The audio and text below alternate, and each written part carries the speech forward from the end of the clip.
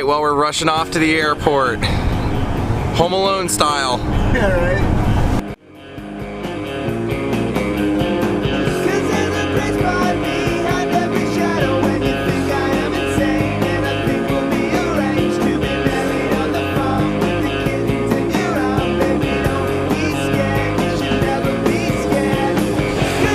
Alright, I got my boarding pass. I am ready to rock.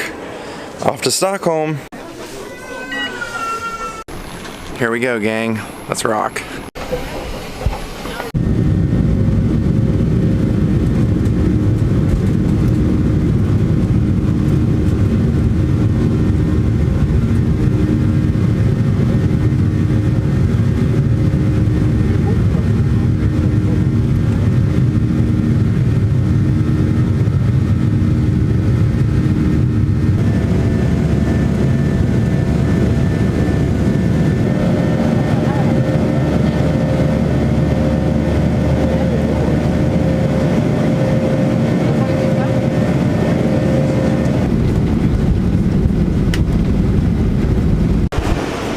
Alright, we're here.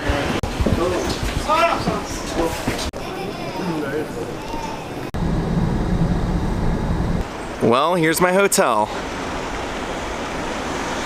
Nice. Good job, Michael. Alright, I got my room, got a ton of maps and sightseeing stuff, and I'm just waiting on my elevator. Alright, I couldn't figure out how to turn my lights on, then I had to find somebody that works here. They showed me you have to put your card in there, and you have to leave the card in the whole time to keep the lights on. So we're in my room, my little hotel room for the night.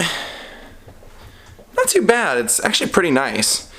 They were like, oh, you know you don't have a window. I said, I don't plan on being here very long. There's my bathroom, my shower. Now let's go hit the city. Alright guys, we're in Stockholm, and you know how I do it. I like to film multiple vlogs in these cities, so you're only going to see a little bit of what I do today. But I have a lot planned in just a few short hours before everything starts shutting down, so it's ought to be a lot of fun. Daze with Jordan the Lion goes Stockholm. I believe that is the post office. Can you believe it? Look at that. Well, I haven't eaten yet today, so I'm gonna go hit Max. I just placed my order at the terminal. This is like Michael's favorite fast food in Sweden, so I had to have it. I had airport version, but I don't know. I'd rather have the Stockholm version. Just a burger and some onion rings. So actually where I'm heading off today, guys, is something that Michael told me I had to see. It's called the Vasa Museum, and it's the Vasa Museum. And the main reason I want to go there is because there's a 1600s Viking ship, well, Swedish ship, that the king had commissioned built to be the greatest ship in the history of all time, and has a pretty interesting story. We're gonna go there. I'm actually gonna show it to you, and I'm gonna tell you Michael's Cliff's Notes version, and then we'll tell you the Swedish version. Well, there's the Vasa Theater, but that is not the Vasa Museum. We have to take quite a bit of travel to get there, actually. Oh, beautiful, look at that.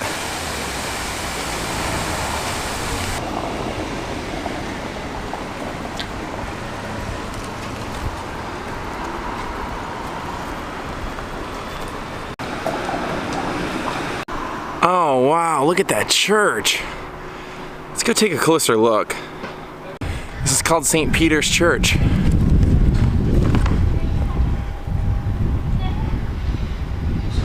And unfortunately, this one is locked. So this is a little trickier than usual because I don't have anybody with me. I'm trying to find my way, basically. So what I'm trying to do is I started out here. So I'm trying to walk all the way over here where I can catch the, I don't know if it's a bus or a boat, I forget. And I'm gonna take that en route, and I'm going over to here. And that's where the Vasa Museum is, right there. And this is actually the Rock and Roll Museum and ABBA Museum. If I can make it there, I'm gonna go. Oh, how about that? Look at all the flags.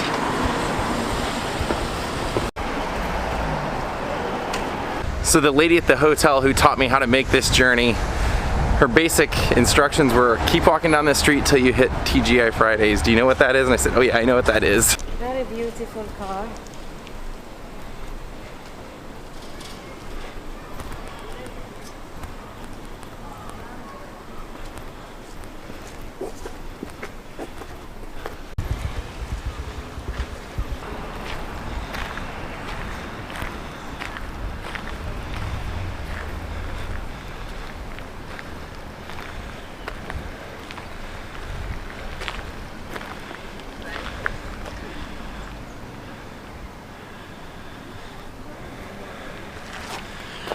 This is called the Strindberg Monument for Karl Elde.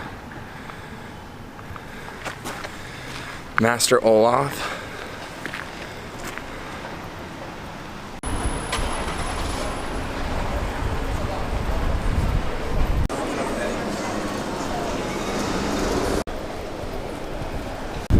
Oh look, there's the retro vintage store called Beyond Retro. Oh boy, look at that. Sorry guys, I am just not going to be able to look up everything. I'm trying to do specific things, so we'll just have to enjoy the walk together on some of these. I thought the structure of this bakery was pretty awesome.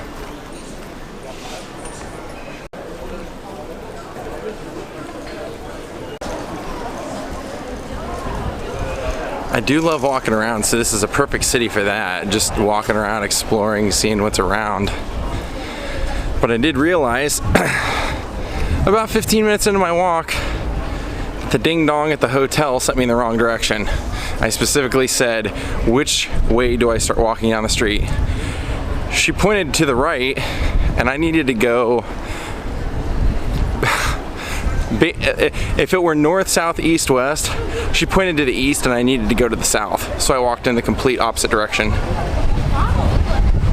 But it's been corrected.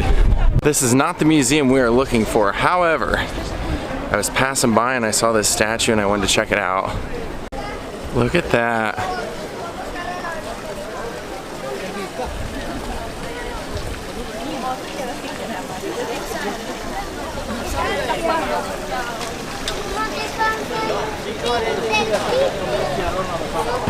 Wow, that is huge. I just walked by this and had to come look at it. What the heck?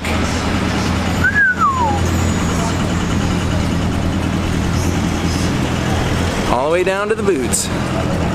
Okay, I think I found where I'm supposed to board the boat. I just don't know how, so I'm gonna have to look around and ask. That's pretty awesome. Look at all those little art pieces and sculptures.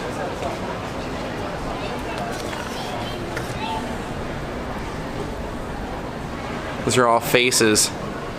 And you've got the music notes and pretty cool.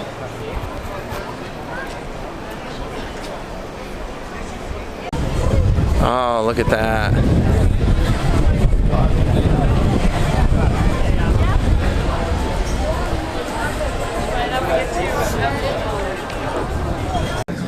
All right, well, we're on the train on our way to the Vasa Museum. Styrmansgatan. Avstigning sker på vänster sida i vagnens färdriktning.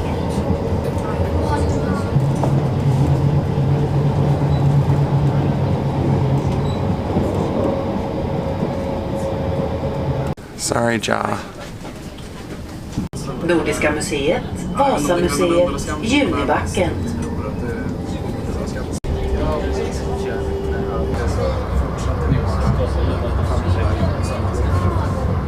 I'm hoping to make it here tomorrow before I take off. This is the Nordic Museum, but we'll see. Maybe not. All right, it's within grasp. I can feel it. I can see it right there. Now, I am not going to go through the whole museum. I am here just to see one ship, the Vasa.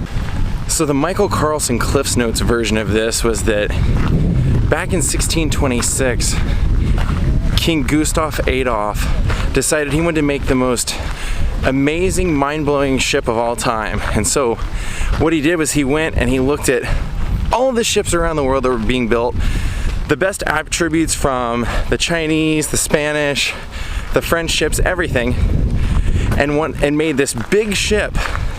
The problem was, once the ship was done, he said, ah, that's not big enough. I want to add this, and I want to add this, and he put these gigantic sculptures on the top of the boat. And basically what he did was, everybody that was an expert in shipbuilding had done their part, but because King Gustav Adolf wanted, to add even more things, they didn't really have much of a say, and they were added.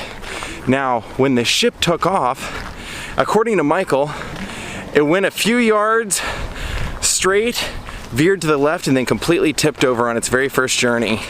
And he said what happened was they had an inquiry to figure out who was to blame, because somebody had to be blamed. And he said they interviewed everybody that had had any part in designing the ship, and every person that had had a part in designing that ship said, well, I did my part correctly, did my part correctly.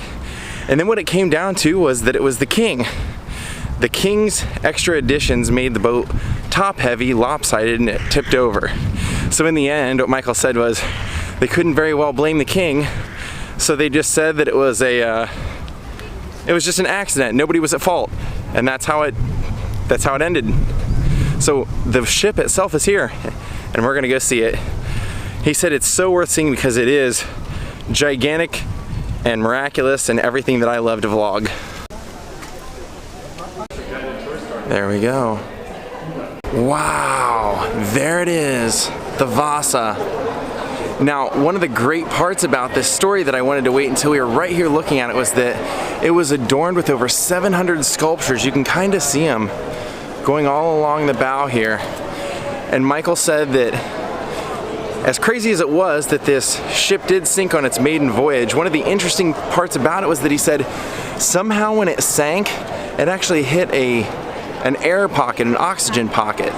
Now Michael said that because it hit that oxygen pocket, somehow for 333 years, this ship stayed extremely well preserved. And that's why when they pulled it up, it's in such great shape. They didn't have to do a whole lot of restoring to it. You can actually go levels up and you can get different views of the whole ship, and that's what we're gonna do now. Look at that. Isn't that a masterpiece? Now here's what the actual ship looked like. There's a model of it before it took its maiden voyage. And you can see all the adorned, look at that. You can see all the sculptures here on the side.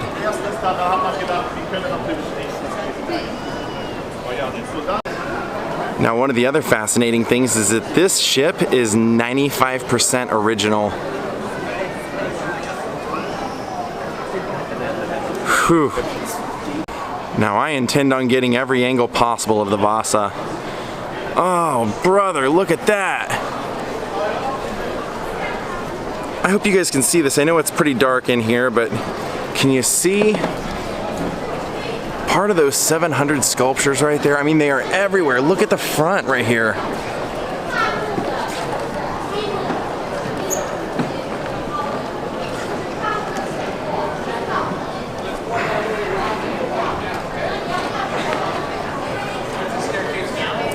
And then right over here, they actually have the boat.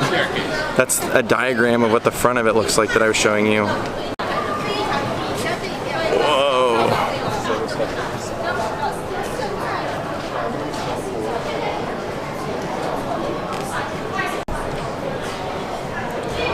This is about as close as a 360 view as I can get to you guys, but man, whoo! Thank God for the wide angle lens on this, right?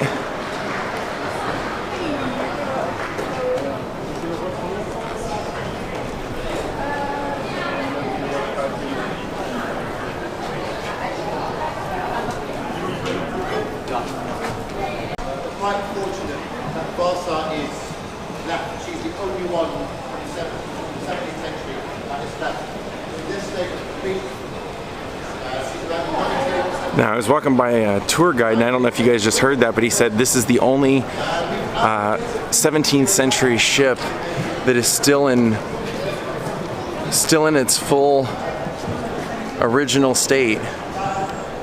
Wow. Great googly moogly, look at that. Whew.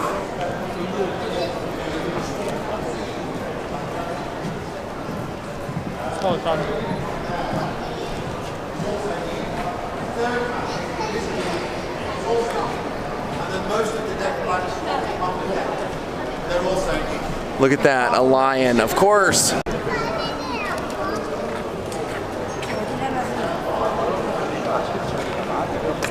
Let's see if we can't see from over top of the ship. Almost to the top, guys.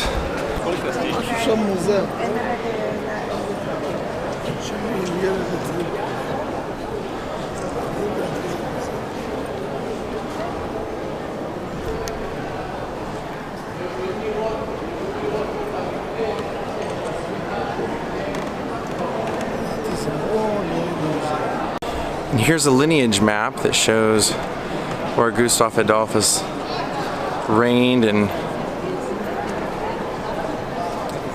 these are examples of some of the sculptures that are adorned around the ship. And there's old King Gustav. Maybe not the greatest person to architect a ship, but you gotta admire the vision. Oh, and if you look straight ahead, there's even one more level up we can go. Let's do it. Let's go one more flight. We came this far, shouldn't we see as much of it as we can?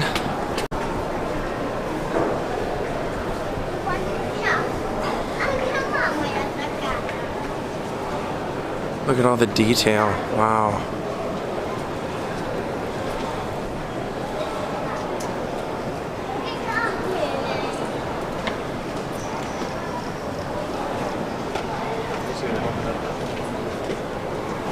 Oh look, stadium seating. And that is about as wide of a shot as we're gonna get, gang. What do you think, Lionhearts? Was it worth coming seeing to Vasa? I think so.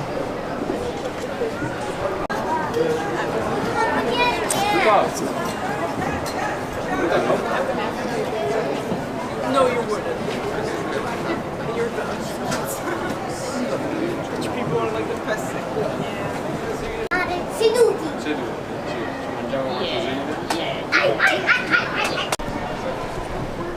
And there's one of the little rowboats.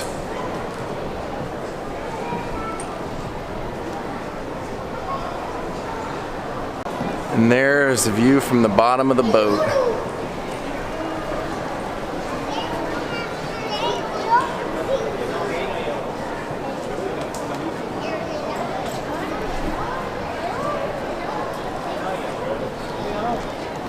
Alright gang, I'm gonna call it a day here from Stockholm, Sweden and the Vasa Museum. I'll see y'all tomorrow. Have a good night, Lionhearts. Goodbye. Oh, what a perfect thing to see as we leave the Vasa. And I bought myself a Vasa shirt.